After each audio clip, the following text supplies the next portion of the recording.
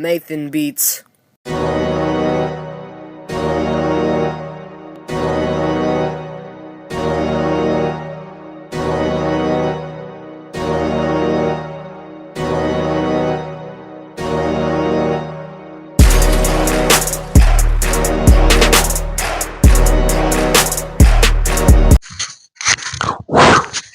What's up, y'all? This your boy, Mr. I-240.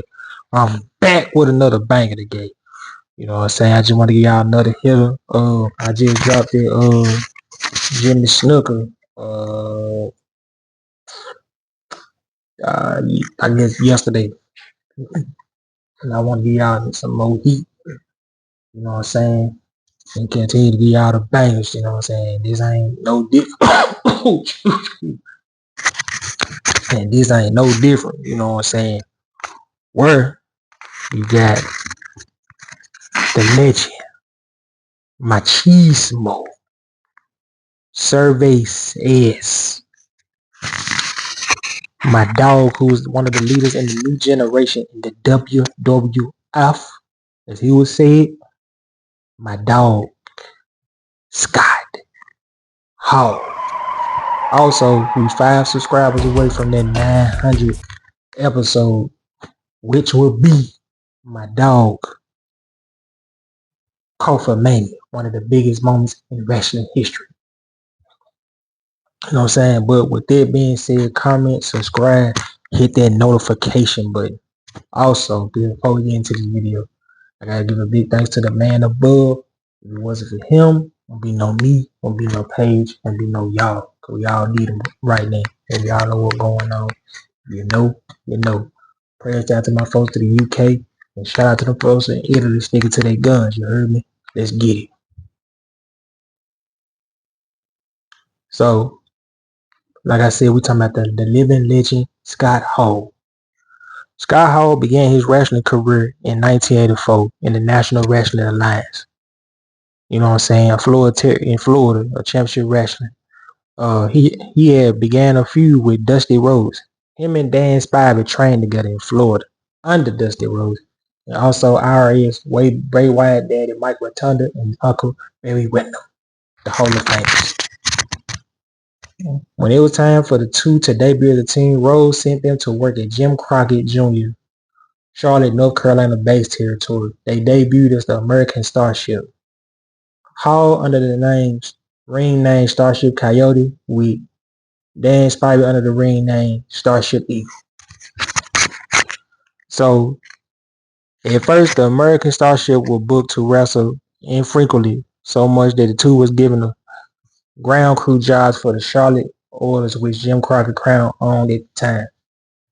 But when they did get in the ring, it was a little success. The highlight of their stay in Crockett Mid-Atlantic Championship Wrestling was losing a challenge to Arn and Ole Anderson for the NWA Tag Team Championships. You know what I'm saying? So they put in their work in the credentials. So after leaving Crockett, the duo joined Bob, I don't know their dude last name, NWA Central States Territory, based in Kansas in 1985. They received a shot at the NWA Central State Tag Team Champions Marty Jannetty and Bulldog Bob Brown, but they lost the match. Dan Spivey stayed in Central State Territory was brief.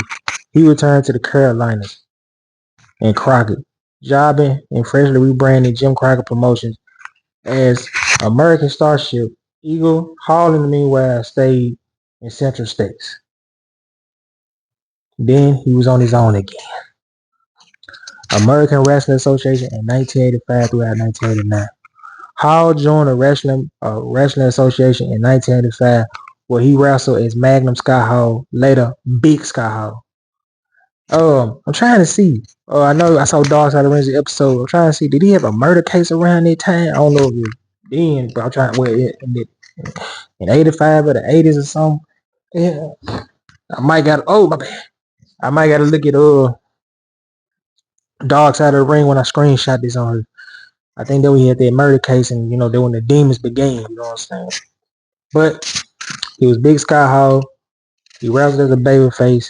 Vernon Gagne, the owner and the promoter of AWA, wanted to push Hall the same heights as Hulk Hogan following Hogan's departure from Vince McMahon. So that when Vince McMahon took his biggest star and Hulk Hogan took off and he looked for his next big star, you know what I'm saying?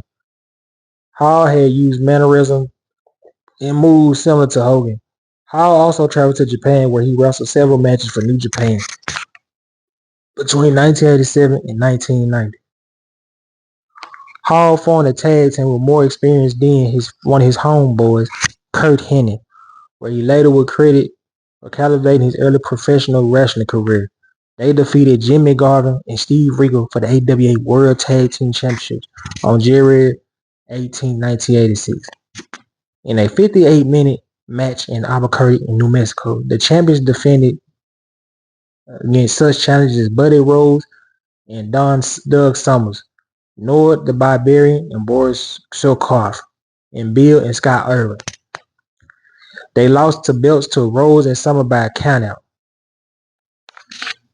Wow.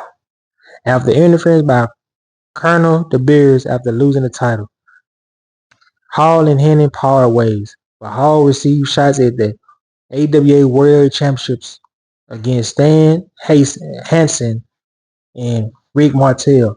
Although Gagne put the belt on Hall, Hall hated the cold weather and territory, recognized the AWA was a sinking ship, and left for NWA in 1989. Then he had a brief tryout for the WWF. He had faced Paul Roma in I guess it was like a jobber match, whatever, in Fort Myers, his own town. He lost to him and was not signed to the company. Then, of course, World Championship Wrestling, when he had trash ass gimmicks. Here we go. Hall was brought to the NWA World Championship Wrestling territory by Jim Ross in 1989. As a part of the NWA initiative, developed new young stars including Brian Pillman and Sid Vicious. He made his debut on World Championship Wrestling, the predecessor to WCW Saturday Night, in a vignette showed as Scott Gator Hall swimming and playing in volleyball, beach, riding boats, and scaring alligators. Shit, Razor Ramon was better than this gimmick, I can tell you that, boy. In his ring debut on June 16th on a house show in Cleveland, Ohio, where he teamed up with Randy Rose in a losing effort against WCW Tag Champions, the Freebirds. While one of his first television match, he continued to wrestle on road in winless tag team and singles action, facing Norman, the Freebirds' former tag partner Dan Spivey. Hall finally gained his victory on June 29th when he pinned Rip Morgan in Salisbury, Maryland. Then in a successful house show series with Bill Irwin.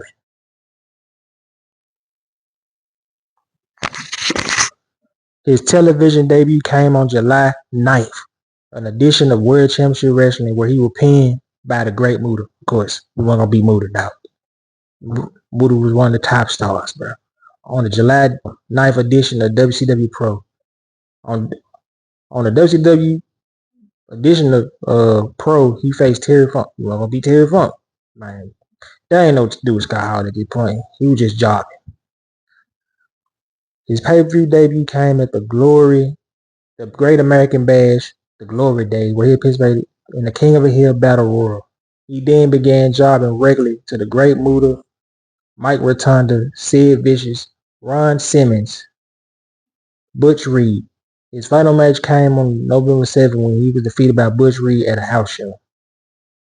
And after that, he took a hiatus. Then, of course, he went to independent promos in 1990 and 91.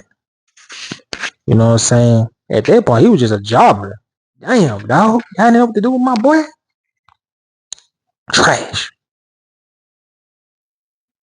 Then, of course, he came back to WCW for the second run. After wrestling a dog match on April 29, 1991 in Atlanta, Georgia, at a taping of World Championship Wrestling, Hall made his official return to WCW and was renamed the Diamond Stud. Bruh. Trash. Gimmick one working. Hell no. want it.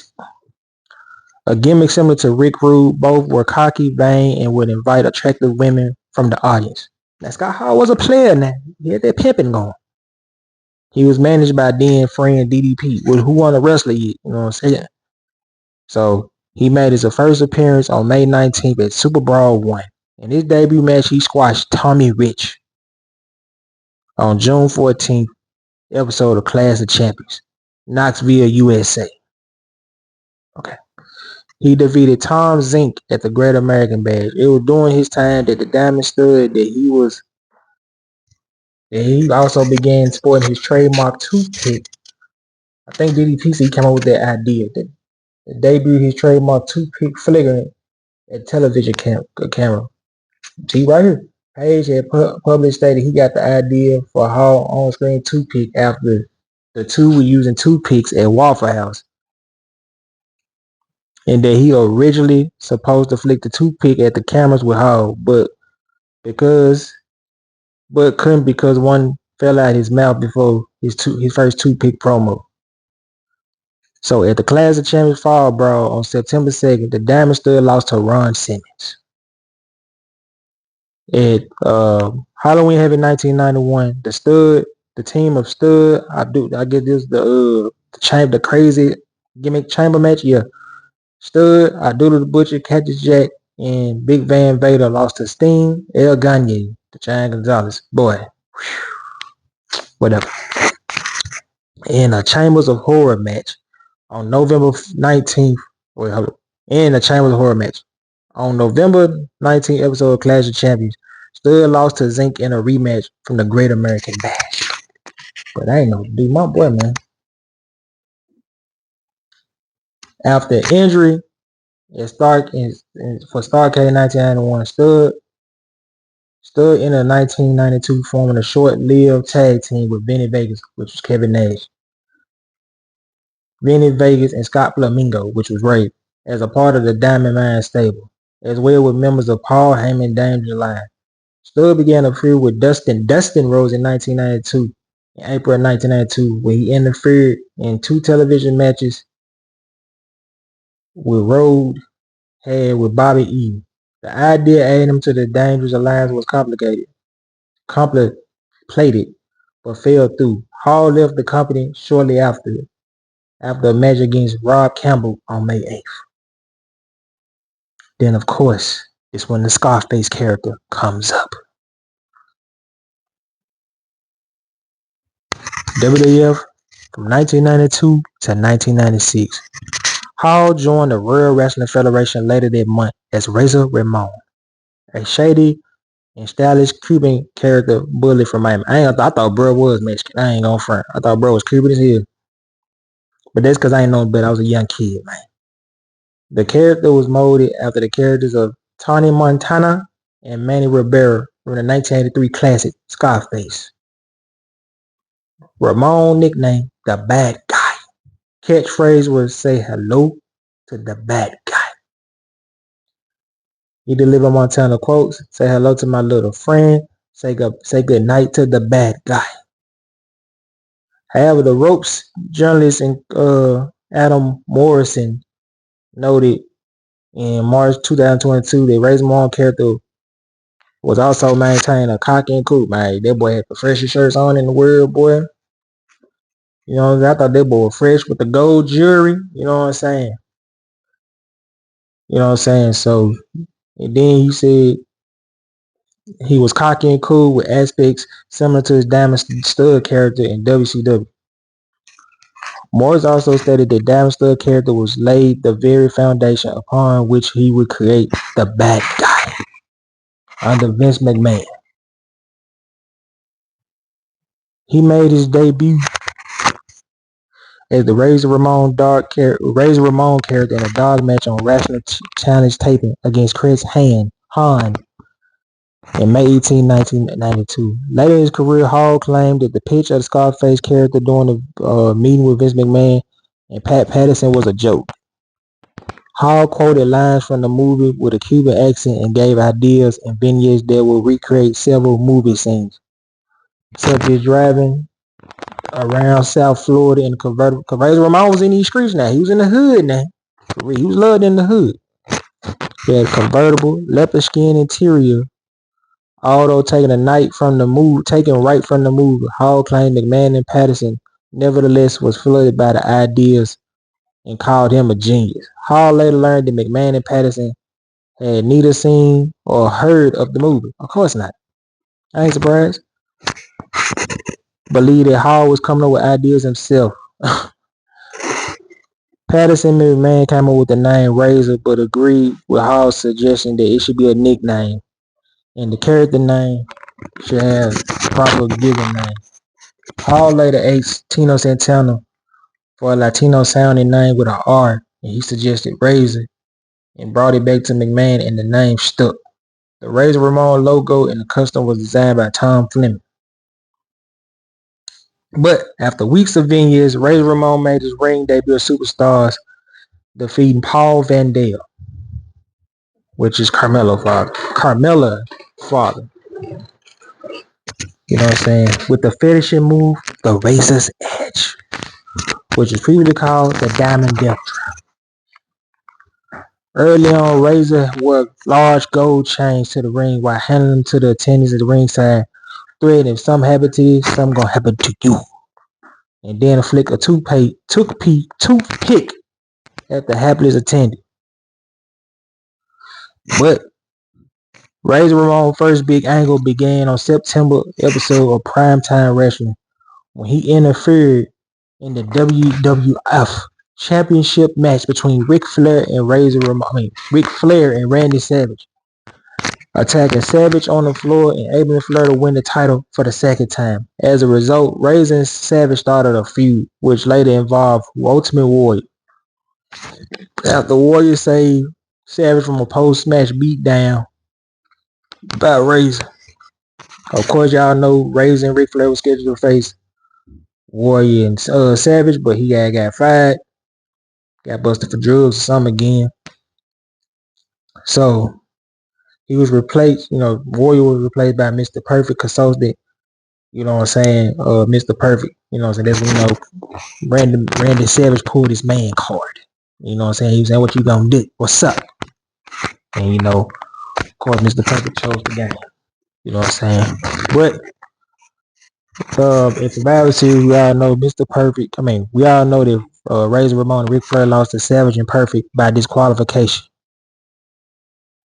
Then he entered another big angle. WF champion Bret Hart was scheduled to defend. Oh, wow. I did not know that. Wow. Bret Hart was scheduled to defend the title against Ultimate Warrior at the Royal Rumble, but Razor Ramon placed Warrior after later he left the company. During the feud, Razor Ramon verbally disrespected Bret Hart and his wrestling family. He beat up Owen Hart, you know what I'm saying? The boy had the swag on at the hockey game, you feel what I'm saying? Nice little promos between the guys, you know what I'm saying? But he did lose to Bret Hart, tapping out in the sharpshooter. And the crazy part is, that was his only WWF title match. He won. Like, that's crazy. He won Intercontinental titles, but that was my only WWF title match. You know what I'm saying? Which is crazy. So, Razor made his WWF WrestleMania debut by defending former champion Bob Backlund. You know what I'm saying? I saw the documentary on that WrestleMania. You look back, yeah, that jump one draw. If you want to draw with Bob Backlund at the time, dog, it was the 90s, bro. But he did suffer his first upset loss against the Jobber 1-2-3 Kid, which will become his homeboy in real life. And it began a feud between the two. It carried into a King of the Ring tournament and triggered a slow fan turn as he gained respect for the Kid and support from the crowd. Ted DiBiase showed no respect for Razor, making fun of him losing to such a small jobber. Ramon helped 1-2-3 Kid defeat DiBiase, solidifying his face turn. The feud culminated when Razor defeated Ted DiBiase in his final WWF match. Then, of course, his time as the Intercontinental Champion. On October 4th, 1993, on the episode of Monday Night Raw, a 20-man battle royal was held. The last two participants would face each other the next week for the vacant title. Razor Ramon and Rick Martel were the final two. The next week on Raw, Ramon became Intercontinental Champion, and he had real gold around his waist. But he did successfully defend the title against IRS at the Royal Rumble 1994. He also began a feud with Shawn Michaels, which man had the stronger claim to become an Intercontinental Champion. Michaels had been stripped due to inactivity, but he was suspended at the time. I think it was due he had steroids or something. But he returned to television with his own version of the belt, claiming he was the real champ, and he hadn't been beaten for it. The matter was settled in a classic ladder match. Ramon defeated Shawn Michaels at WrestleMania 10, becoming the undisputed Intercontinental Champion after retrieving both belts. This match was critically acclaimed Match of the Year for 1994 by Pro Wrestling Illustrated. You know what I'm saying? That was a classic ladder match, man. That was to be honest with you, that was the best match. Well, I don't know. That was tough. I gotta think about it. You got that one, or you got the Bret Hart versus Owen Hart match. You can't go wrong with neither one. You know what I'm saying? And it also revealed that it was the first WWF match to receive a 5-star rating from Dave Meese. I told y'all Dave Meese is tough, bro. For real. This match was ranked number 5 of the top 24 matches in WrestleMania history. Razor continued his feud with Michaels and his bodyguard Diesel on the episode of Superstar, where he lost the title to Diesel after the interference of Shawn Michaels. But at SummerSlam, he regained the title with Walter Payton, the great running back, in his corner, after Shawn Michaels had accidentally hit Diesel with the Sweet Chin music. In Survivor Series, he captained a team called the Bad Guys, considering himself a 1-2-3 kid, David Boy Smith, and the Head Shrinkers. They faced the teamster of Shawn Michaels, Diesel, Owen Hart, Jimmy Neidhart, and Jeff Jarrett. Razor ended up the sole survivor of the match. Then began a feud with Jeff Jarrett, which led into next year. Razor Ramon lost the Intercontinental Championship to Jarrett in controversial fashion when Jarrett had originally won the match by a countout, but demanded the match to be reinstated so he could win the title. It was, and Jarrett pinned Razor Ramon with a small package. Then, of course, he got the rematch for the Intercontinental Championship at WrestleMania by winning by disqualification when Jarrett assistant the Roadie interfered. Jarrett retained the title, and the title could not change hands by countout or disqualification. Razor Ramon defeated Jarrett and the Roadie in the handicap match at In Your House. Yeah, I can see why they left, man. WWF was trash at that point in 95, dog. I'm sorry. That ain't it. Razor defeated Jarrett in a ladder match on the house show to win his third Intercontinental Championship. Razor was the first man to win Intercontinental title 3 times. But on May 22nd, he lost the title to Jarrett on June 9th. Razor suffered rib injury during the ladder match, the rematch against Jarrett. Around this time, he had formed a team with Savio Vega. Vega was replaced Razor to defeat Aries in the free-for-all tournament for the King of the Ring pay-per-view. Razor managed Vega throughout the whole tournament. He lost to Mabel in the final match. Then the two had teamed up against Man on a Mission, and they lost at In Your House 2, the Lumberjacks. And they lost a WWF Tag Team Championship match to Owen Hart and Yokozuna. Razor had an Intercontinental Championship ladder match, a rematch against the new champion, Shawn Michaels, but Shawn Michaels got the dub. Then he began a feud with Dean Douglas. Razor defeated Douglas in Your House to win the Intercontinental Championship after Michaels had just forfeited the title to Douglas. The win made Razor Ramon a 4-time Intercontinental Champion. But in early 1996, Razor began feud with newcomer Goldust. Yeah, he was hitting on the main, sending the main letters, going crazy. I don't think Scott Hall liked it, did dog, for real. And then of course, you know what I'm saying, but they had a feud at the Royal Rumble. He lost the title to Goldust. Thanks to 1-2-3 Kid betraying him. But he was originally supposed to have a rematch. But it was a Miami street fight, but he was suspended for 6 weeks due to the drugs and probably the drinking. You know what I'm saying? Reporting at the time, Hall is already given his notice via telegram that he looked to leave for WCW. The suspension meant he would sit out for the rest of his contract obligation and miss the opportunity to receive a higher pay rate at WrestleMania. Hall returned to WWF television in Your House 7 when he lost to Vader. But so we getting ready to come up on the curtain call and all this stuff, you know what I'm saying? So by March, rumors ran that WWF would protect Razor Ramon character from being used by Scott Hall being their own intellectual property. It became true in 1996. The former Rick Boger planned a part of Razor Ramon, a part of Revenge storyline, where the return of Razor will be. I ain't gonna front the crowd looking good. The crowd going crazy. You know what I'm saying? And they gave us fake Razor Ramon, and then later on they gave us fake Diesel. This was because, you know, I think 96, Bret Hart said they had big plans and stuff, but like Hall and Nash beware all this. So he became associated with a backstage group called the Clique, consisting of Kevin Nash, Paul Levesque, Shawn Michaels, and Sean Waltman. They said the Clique was hell back then. You know what I'm saying?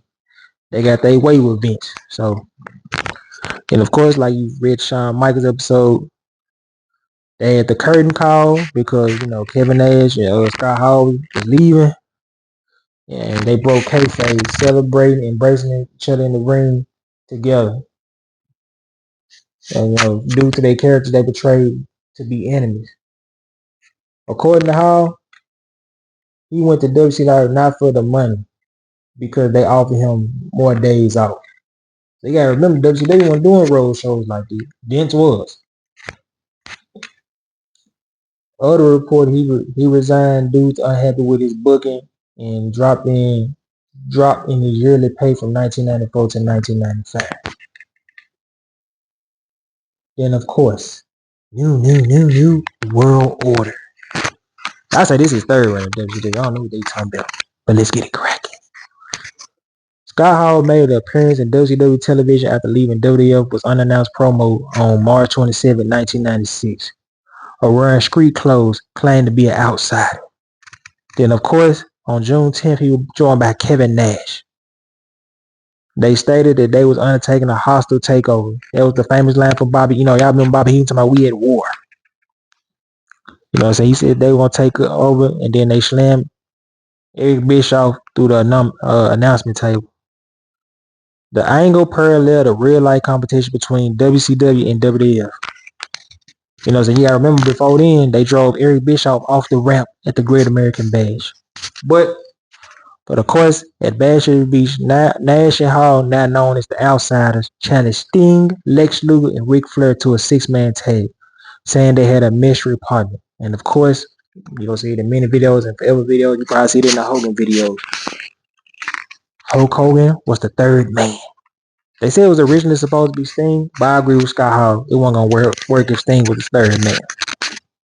You know what I'm saying? Then the three formed the new world order. You know what I'm saying? The stable stormed through WCW, recruiting such members as Six Pack, who was the Kid, 1-2-3 Kid, Sean Waltman, and of course they had beat the Giant ass and Hog Wild. And like Hulk Hogan said in the promo, the Giant came to his senses. So the Outsiders closed out 1996 with a victory over Sting and Lex Luger at Hog Wild and War Games at Fall Brawl. And also they defeated Harlem Heat at Halloween Havoc for their first WCW Tag Team Champions. I ain't gonna front, they were trash Tag Team Champions. No storyline, no nothing. It was just they defend the belt.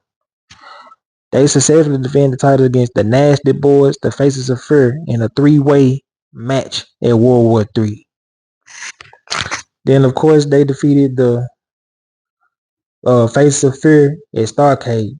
Then they lost to the Steiner Brothers at Sold Out, but 2 days later, Eric Bischoff returned the belt due to the fact that the referee was not the official for the match. The Outsiders held the World Tag Team Championships from February 1997 to October 13, 1997, facing the Steiner Brothers, Lucas, and Giants in combination of the Four Horsemen. In May 1997, Hall and Nash teamed with Masahiro Chono to defeat the Steiner Brothers and Kensho Moto at New Japan Wrestling, Strong Style Evolution, and the Oscar Dome. See, the drugs right here, drugs and alcohol right here, man. My boy going through it, you know what I'm saying? Getting drunk on the show, and then sometimes you look back at it, you can clearly see my boy, you be drunk as hell on the show. I'm trying to remember, was it a ESPN, something like that? My boy, he came out looking old, drunk, and yeah, passed out. I said, damn, that stuff crazy, you know what I'm saying? But in March 1997, Hall had failed a drug test and was forced into rehab and was written off television for a month, which forced him to miss Spring Stampede. But he came back on the April 21st edition. You know what I'm saying? Eric Bischoff, the executive president of WCW, was a member of NWO. He used his power to return to the title on the outside of technically they never lost. The Outsiders will also use a free bird rule to defend the titles. With Nash and 6 out with injuries, Hall mostly wrestled singles matches in the last quarter of 1997. In one of them, he submitted to Lex Luger in a grudge match at Halloween Havoc, with Larry Zbyszko as the fifth referee. Hall had won the 60-man battle royal at World War III, thanks to Kevin Nash, to earn a shot at the WCW titles. The WCW World Championship title, I'm sorry.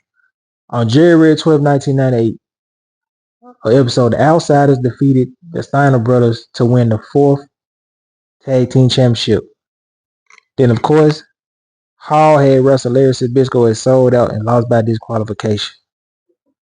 The Outsider lost their titles back to the Steiner Brothers on the February 9th episode of Nitro. At Super Brawl, I don't know what number it is, the Outsiders won the Tag Team Championship for a 5th time, again by defeating the Steiner Brothers.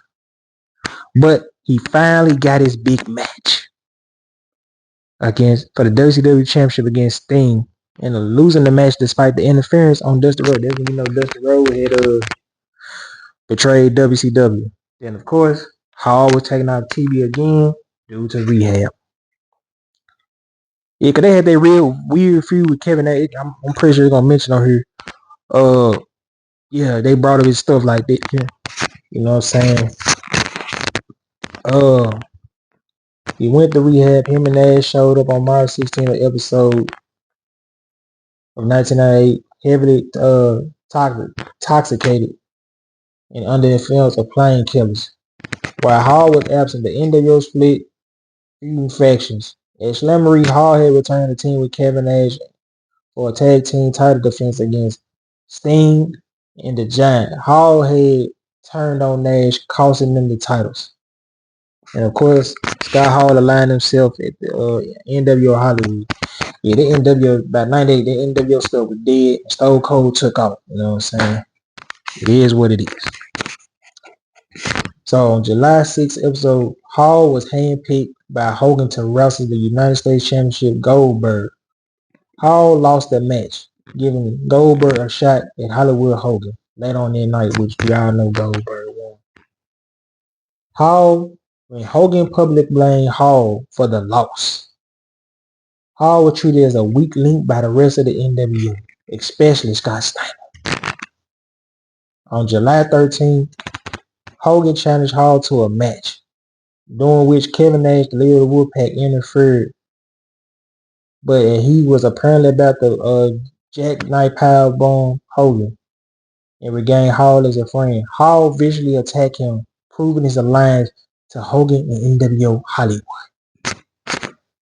In the following weeks, Hall mocked Nash, calling himself medium sexy, later super sexy, and the Nash Killer. On July 20th episode of Nitro, Hall with the Giant won the WWE Tag Team Championships for the 6th time, defeating Sting and Nash from the outside interference of Bret Hart, who was free with Sting at the time. The reign ended at Halloween Havoc when Rick Steiner defeated the Giant and Scott Steiner, who replaced Hall, to win the titles. Even after Rick partner Buff Bagwell had turned on him. Hall and that match was trash, bro. Man, you look at the Halloween Havoc card back then, boy. The only highlight at the time was, man, Goldberg and DDP. It was just random all over the place, you know what I'm saying?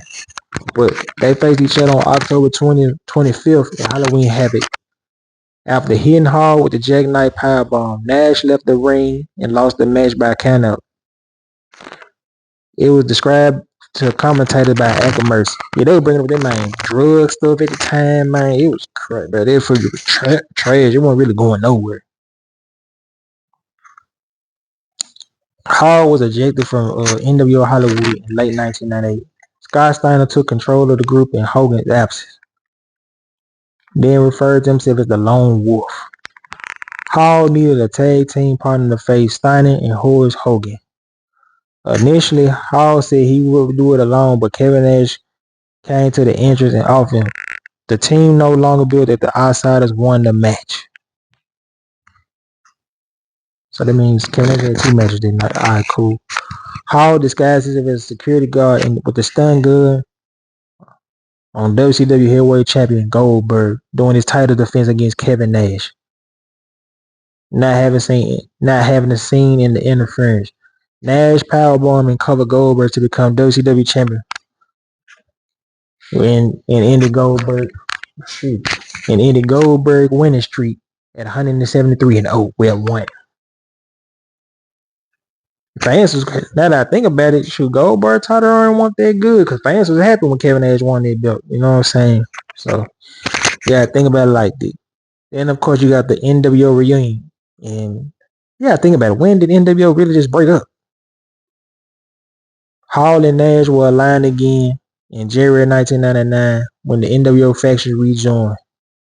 Hall feuded with Goldberg and faced him in a ladder taser match on January 19th and sold out. He lost the match and Goldberg used the taser on him. Scott Hall had defeated Roddy Piper for the WCW United States Championship at Super Brawl. After that, he suffered a foot injury and was forfeit the title. Hall was not seen again until October 1999 when him and Nash began sitting ringside for WCW television, proclaiming the band was getting back together. On the episode of Nitro, November 8th, Hall defeated Goldberg, Bret Hart, and Sid Vicious in a Tornado, Texas ladder match for the United States Championship. 2 weeks later at Mayhem, he won the WCW Television Championship after Rick Steiner forfeited due to injury. He successfully defended both titles against Booker T later that night. 8 days later on Nitro, Hall vacated the television title, throwing it in the trash. He was soon stripped of the United States title after being sidelined with a knee injury. In 2000, with WCW, my bad, I'm skipping something. Hall and Nash teamed up to defeat Goldberg and Bret Hart in December 13th on the episode of Nitro, winning the WCW World Tag Team Championship for the 6th time. After the NWO returned to December 1999, Hall joined Nash, Bret Hart, Jeff Jarrett, and Scott Steiner, and it was coined NWO 2000. However, Hall was injured again, and thereafter the tag titles were vacated. At that point, WCW just really did. Then, of course, Hall had feuded with WCW World Champion Sid Vicious and NWO teammate Jeff Jarrett over the world title, but he was pinned by Sid in the 3-way match at Super Brawl in February 2000, and that was his last match. Then of course he went to ECW for a minute. You know, that's when he had the Lauren Hill theme song. You know what I'm saying? He teamed up with Jerry Lynn to defeat Justin Credible and Rhino at a house show. And of course he had a one-on-one match with Justin Credible. Then he won, and he lost to a dude named Sal Gazzano. Then he went to New Japan for a minute. You know what I'm saying? He faced it Keiji Moto for the title. You know what I'm saying? And of course, we got when Vince brought in the Poison. Then we got some controversy right here why he got fired from the plane ride from Hill. If y'all ever saw that plane ride from Hill episode, man, on Dark Side of the Ring, that junk crazy, bro. No cap. Ric Flair going crazy. Dusty Rhodes crying. Man, Brock Lesnar trying to beat up Mr. Perfect, man. Investing in sitting in the front telling JR do something about it. So, on January 24, 2002 episode of SmackDown, co-owner Vince McMahon stated that his company had a cancer that he would inject into the WWF with a lethal dose of poison. So he would no longer have to share the ownership with Ric Flair. He revealed that the poison was the NWO and would help this man destroy his own company before it could be ruined by anyone else. 6 years after defecting, leaving the promotion, Hall returned on February 17 with No Way Out pay-per-view alongside with Kevin Nash and Hulk Hogan, repackaged NWO. You know, they called Steve Austin the championship No Way Out. You know what I'm saying? That's when The Rock gave him the disrespectful promo. And I think one promo they tried to give Austin a beer, but Austin didn't want it. Hell no. Later on February 25th episode of Raw, the NWO attacked Stone Cold. Hall destroyed Austin with a cinder block. On March 14th episode of Raw, Hall wrestled his first match since 1996, defeating Spike Dudley. At WrestleMania 18, Scott Hall lost to Stone Cold, his first WrestleMania loss. Later that night, Hollywood Hogan had lost to The Rock. Ended up shaking The Rock's hand, and the guys didn't like that. So Hogan turned his back on the NWO. Hall and Nash then attempted to attack Hogan and The Rock, but were promptly dispatched by the duo. Hall and Nash recruited X-Pac, a former member, into the group on the following episode of SmackDown. On the March 25th episode, Hall was drafted to Raw with the rest of NWO as a result of the draft lottery. Scott Hall had faced JBL at Backlash. He won with the help from X-Pac. Then, of course, Hall and X-Pac took on Austin and Big Show. Later that match, Big Show betrayed Austin and joined the group. But, you know what I'm saying, like I said, he had got fired around each time. So, like I said, y'all remember the plane ride from here. So, on May 5th, in England, following a tour leading to pay-per-view. You know what I'm saying, Dub is the plane ride from here. Hall became intoxicated. Harlan Campanello and Heidi Doyle, who served as a flight attendant during the flight, accused Hall and several wrestlers misbehaving sexually inappropriate manners during the trip. In Hall's case, he was accused of licking Doyle's face and making sexual remarks to the two women. The case was ultimately settled out of court. The incident had renewed interest in September 21st after it was featured on the, you know what I'm saying, Dark Side of the Ring. So Scott Hall last team with the company on the following night of Raw was in a 6-man tag with Big Show, X-Pac against Bradshaw, Stone Cold, and Ric Flair in a no DQ, no contest. And plus, he was released by the company due to ongoing issues stemming from substance abuse. You know what I'm saying? So, y'all live like this. Y'all saw he went to TNA for a minute. You know what I'm saying? Brief times where he appeared. His first appearance in 2002 was the first pay-per-view event, which was NWA TNA pay-per-view, where he lost to former rival Jeff Jarrett in a stretcher match. And of course, on September 18th, Hall and Six-Pack competed in the tag team gauntlet for the gold match, but did not win. Then, of course, On September 25th, in the pay-per-view, Hall and Six Pack defeated Elix Skipper and Brian Lawler. Then, of course, Hall defeated Jeff Jarrett at one point. On October 30th, Hall got a shot at the World Heavyweight Championship but lost to Ron Killings. Hall would leave. He came back in 2004. He teamed up with Kevin Nash as TNA prepared for their first monthly pay-per-view Victory Road. Hall joined Nash and Jeff Jarrett's stable called The King of Wrestling. On November 26th episode of Impact, Hall defeated AJ Styles at Turning Point, but the King of Wrestling lost to Randy Savage, Jeff Hardy, and AJ Styles. On December 24th, on the episode of Impact, Hall interrupted a Piper Pit and confronted Hector Garza, which led to a match a week later.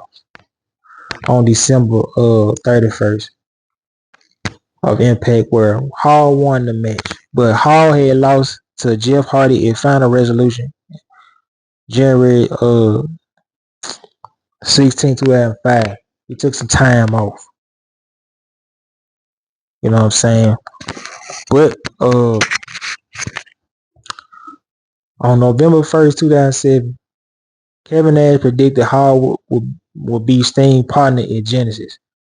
The next week, Hall made his return, rebuffing the romantic advances of Kurt Angle's wife, then battling Kurt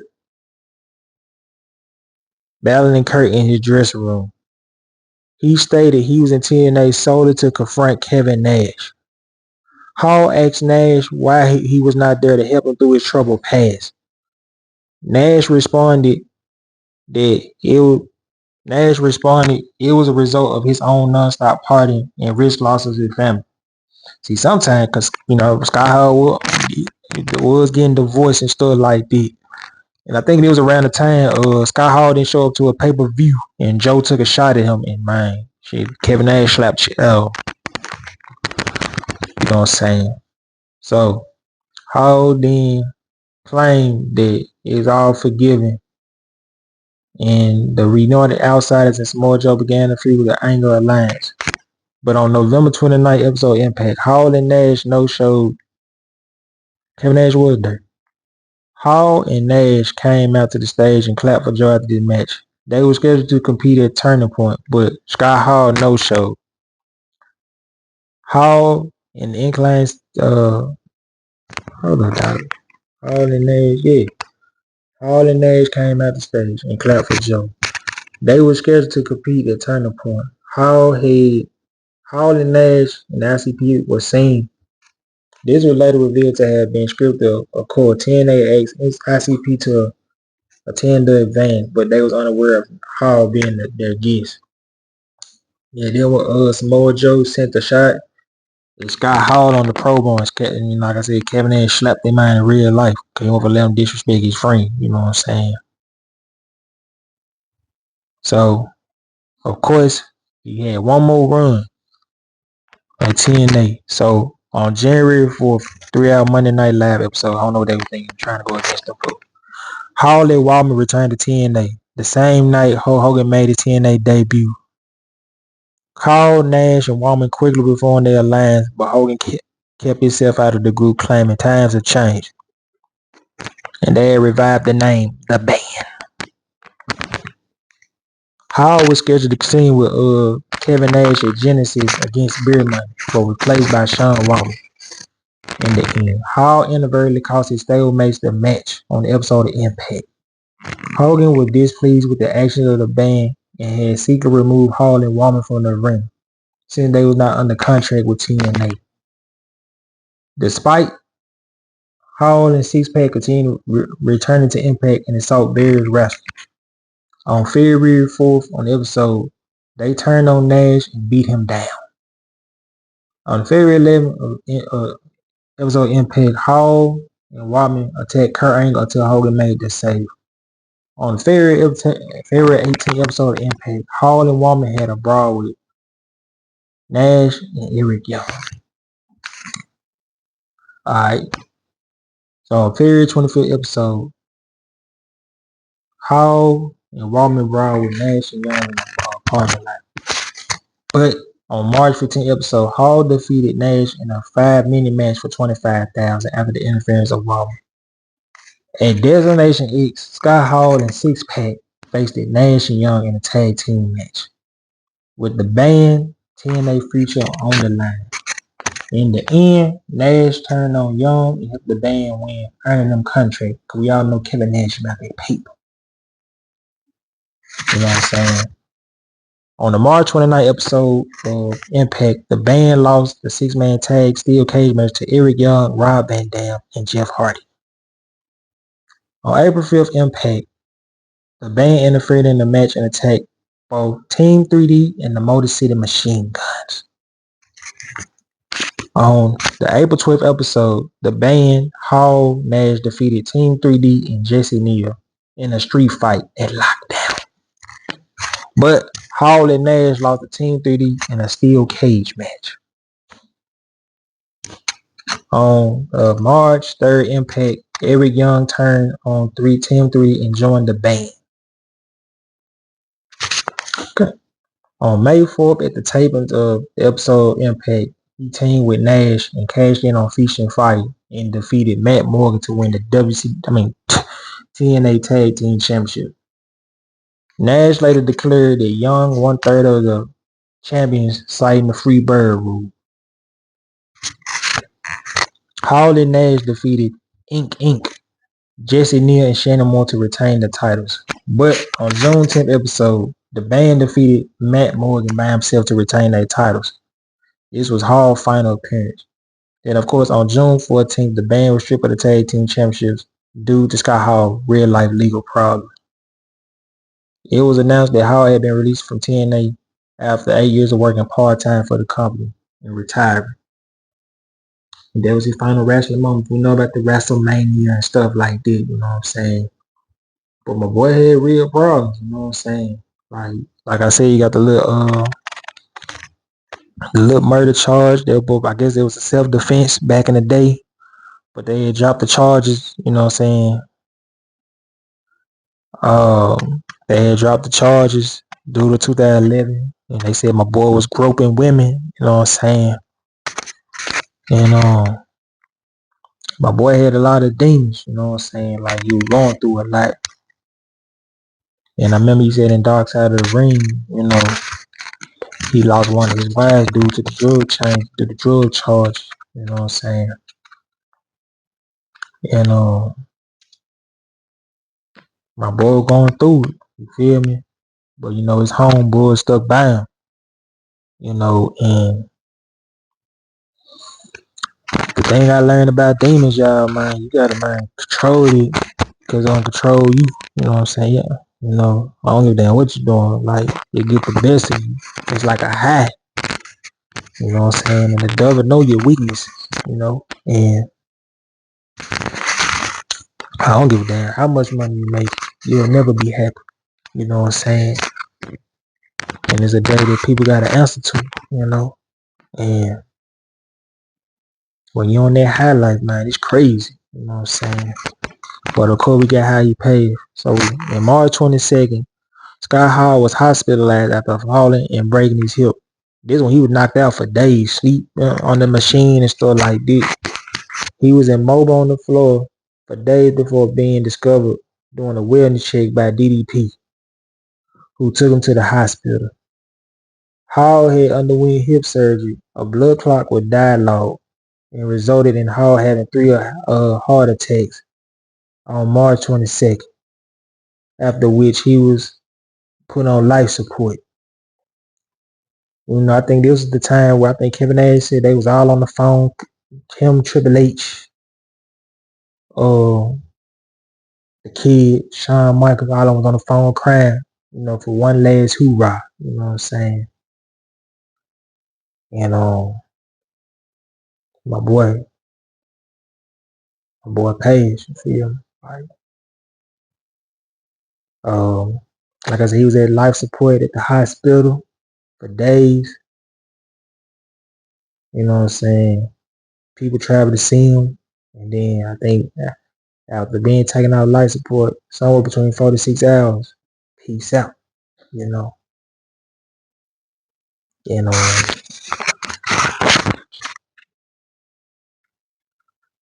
shit, feel me like shit. I can't even think straight. But 4 days later, after Hall death, Sean revealed in the Rational Observer News that Hall had relapsed back into the alcohol abuse when the pandemic and the lockdown were going on. And they redared him from social actions, you know what I'm saying? I ain't gonna front, like, at that time, man, them lockdown was depressing, man. Being in the house all day, can't do nothing. Hell, if I was having kids around that time, you feel me? Like, I understand that, man. When you're in the house, man, you feel like a caged animal. You feel like you ain't got nobody to go to. You ain't got nobody to talk to. You know what I'm saying? You know, there's one person I learned to talk to, and there's God. You feel me? Like, especially now, dealing with my story. You feel me? Like, go to him. Hell, go to therapy. Shit, I've been doing breathing exercises. This stuff been bothering me. You feel me? Do some breathing exercises, man. Get your mind right. You feel me? So, but my boy did go to the Hall of Fame. He was one of the best in this. You feel me? But I just know that, like, y'all, look. Hey, man, put God first, bro. Put God first, dog. You know what I'm saying? Keep him first, bro. That will keep your sanity going. That will keep you going every day. It ain't gonna be easy. You know what I'm saying? But you gotta put him first. He'll take care of the rest. Well, he probably already took care of the rest. He just waiting on you. Yeah, I'm be real with y'all. I got my own stuff I go through every day. But I just keep going. Cause I can't give up. You feel me? Like, in the shoot. Sometimes life can throw a rock at you. But at the same time, you gotta accept the challenge. What you gonna do? You gonna give up? Or you just gonna let life be? You know what I'm saying? You know, my boy went outside in his 60s like that. He supposed to be here enjoying the rest of his life. But, you know, the demons got the best of him. And he ain't here with us. You know what I'm saying? But that being said, man, I love y'all. I appreciate y'all so much. You know what I'm saying? I do this for y'all. And with that being said, I love y'all and I appreciate y'all. And I'm out. Nathan Beats.